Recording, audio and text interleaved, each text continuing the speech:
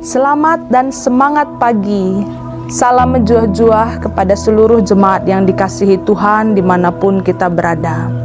Firman Tuhan adalah penuntun di dalam kehidupan kita, dan untuk memulai segala aktivitas, kita percaya Tuhan tetap memberikan kekuatan dan juga hikmat-Nya melalui firman yang dapat kita renungkan hari lepas hari. Di dalam sapaan teduh, kita bersama-sama belajar akan kehendak Tuhan. Kita berdoa. Ya Bapa, kami ingin membaca dan merenungkan firman-Mu di pagi hari ini, sebelum kami memulai seluruh aktivitas kami yang lainnya. Terangilah hati dan pikiran kami untuk dapat mengerti apa yang Tuhan kehendaki. Kuasa Roh Kudus-Mu lah yang menuntun, untuk dapat pula kami melakukannya di tengah kehidupan beriman. Berbicaralah ya Bapa, karena kami siap mendengarkan. Di dalam nama Yesus Kristus kami berdoa. Amin. Jemaat yang dikasihi Tuhan, firman-Nya di dalam Ibrani 4 ayat 13. Dan tidak ada suatu makhluk pun yang tersembunyi di hadapan-Nya, sebab segala sesuatu terlanjang dan terbuka di depan mata Dia, yang kepadanya kita harus memberikan pertanggungan jawab. Jemaat yang dikasihi Tuhan, zaman sekarang ada banyak sekali tindak kejahatan dan kriminal seperti pencurian, pelecehan, pembunuhan, dan sebagainya, yang membuat situasi di sekitar kita kerap terasa tidak aman dan nyaman lagi. Banyak kejadian yang tidak dapat terpantau mata manusia, sehingga di beberapa tempat di rumah banyak kita lihat dipasangi oleh kamera pengintai atau yang kita kenal dengan CCTV. Hal ini biasanya bertujuan agar segala sesuatu yang tidak dapat terlihat kiranya dapat direkam oleh mata kamera. Belum lagi banyaknya kamera ponsel yang saat ini membuat segala sesuatu diharapkan dapat mudah terberitakan secara global. Sehingga inilah yang kita harapkan dan kita sadari sebagai keterbatasan manusia melihat kehidupannya. Jika kita ingat, ada pula satu nyanyian anak sekolah minggu, kira-kira syairnya mengatakan, mata Tuhan melihat apa yang kita perbuat, buat yang baik, buat yang jahat. Oleh sebab itulah jangan berbuat jahat, ingat Tuhan melihat. Artinya, di dalam kehidupan manusia, banyak hal yang masih saja dapat menjadi rahasia. Banyak hal yang tersembunyi, yang tidak dapat selalu dipantau atau dilihat sesamanya. Tapi sebenarnya kehidupan kita, kalau boleh disadari, sedang dilihat dan dipantau 1 kali 24 jam selama 365 hari dalam setahun oleh matanya Tuhan.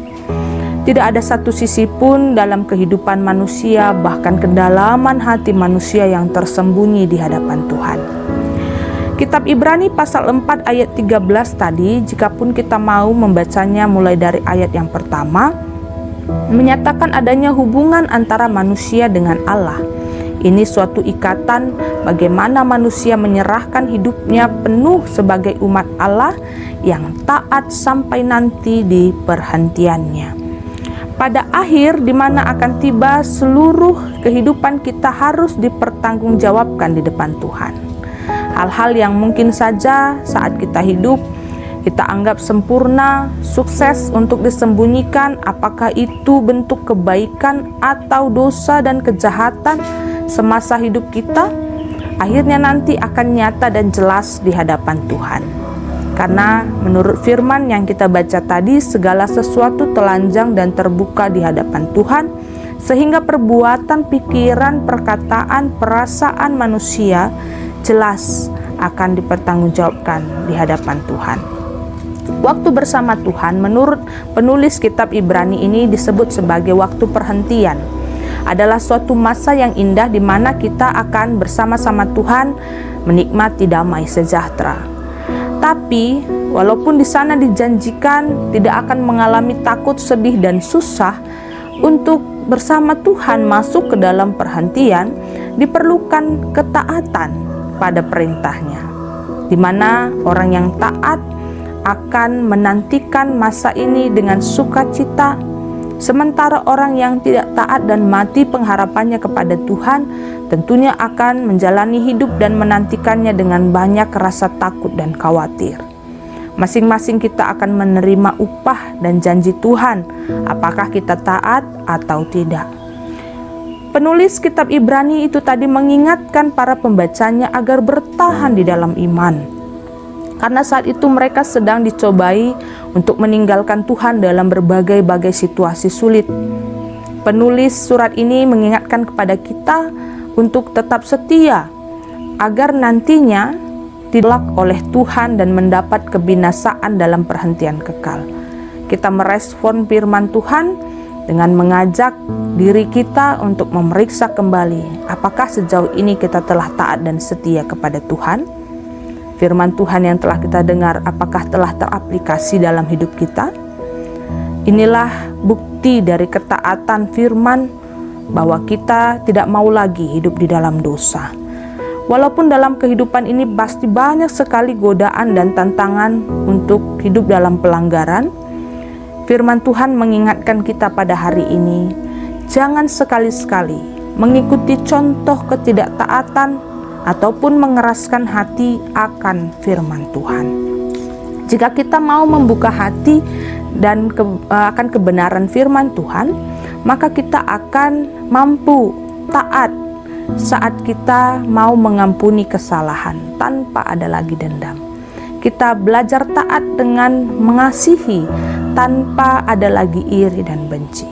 Kita mau melakukan dan memberitakan firman dalam pekerjaan dan aktivitas kita hari lepas hari.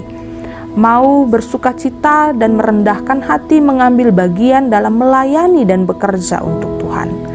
Inilah proyek ketaatan akan firman yang telah kita dengar. Kita ikut dalam perhentian yang indah bersama Tuhan, artinya kita diperkenankan mengalami kasih Tuhan. Kita tidak lagi takut dan gentar sekalipun banyak sekali cobaan dan persoalan dalam hidup. Kita diperkenankan menikmati perhentian saat nanti kita taat sampai akhir, karena kita tahu dari seluruh bagian kehidupan kita, Allah lah yang maha tahu. Tak satu pun bagian hidup kita yang tersembunyi dalam kuasa anugerah bahkan keadilan Tuhan dalam penghakimannya. Oleh sebab itu, jemaat yang dikasihi Tuhan, marilah kita mengerjakan firman yang telah diperdengarkan dan disampaikan kepada kita. Tetaplah taat, walau banyak hambatan, baik berupa kesusahan, godaan, tantangan, ajakan, maka pintalah kuasa Roh Kudus Tuhan untuk menolong kita sehingga kita tetap setia dalam kehendak-Nya.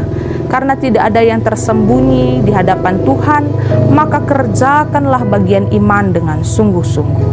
Dan percayalah, bagi kita yang setia, kita akan bersama-sama bersukacita di perhentian itu, tempat yang penuh damai bersama Kristus di dalam perhentiannya.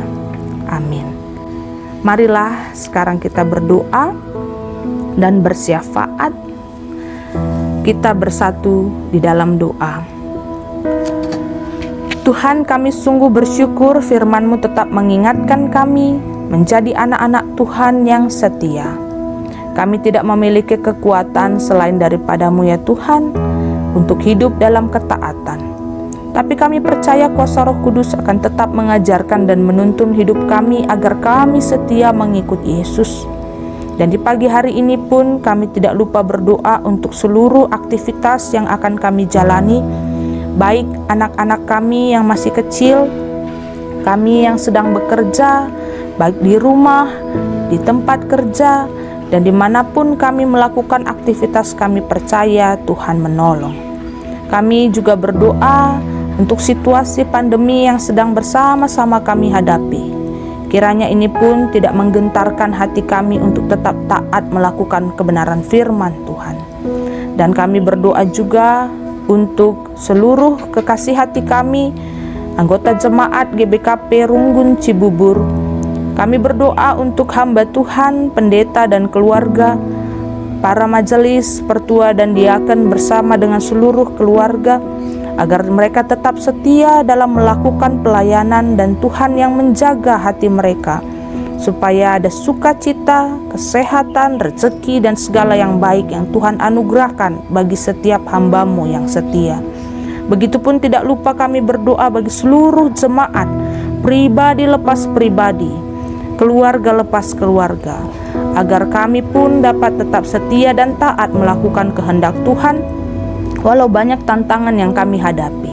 Kami percaya Tuhan menyiapkan segala yang baik bagi anak-anak-Mu yang setia.